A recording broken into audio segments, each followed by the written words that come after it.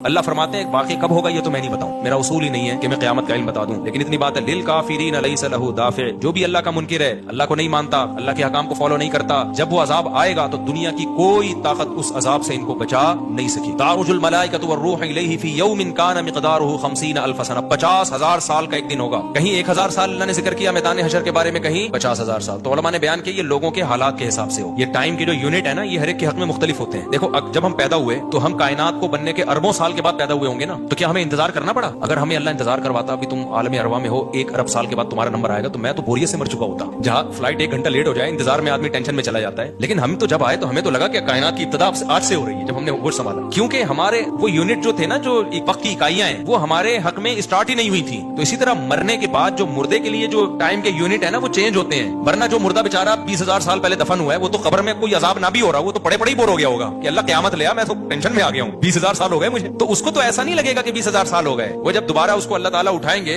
تو نیک لوگوں کو تو لگے گا ابھی ہم سوئے تھے اور ابھی ہمیں کسی نے آ کے اٹھا دیا، جیسے گہری نیند۔ تو سوتے ہوئے آدمی کے ٹائم کے یونٹ الگ ہوتے ہیں، مرنے کے بعد کے ٹائم کے یونٹ الگ ہوتے ہیں، عالم ارواح کے الگ تھے، اور بعض تو یہ بھی میں نے سنا ہے کہ دوسرے سیارے پہ آپ چلے جائیں نا زمین کے علاوہ تو وہاں بھی ٹائم کے یونٹ چینج ہو جائیں گے۔ تو اسی طرح آخرت کے ٹائم کے یونٹ بالکل الگ۔ ایک دن 50,000 سال کی، دنیا کا جو 50,000 سال ہے نا وہ وہاں کا ایک دن ہوگا، کسی کے حق میں 1,000 سال، کسی کے حق میں 50,000 سال۔ یہ وہ ہے جب حساب و کتاب جس میں ہوگا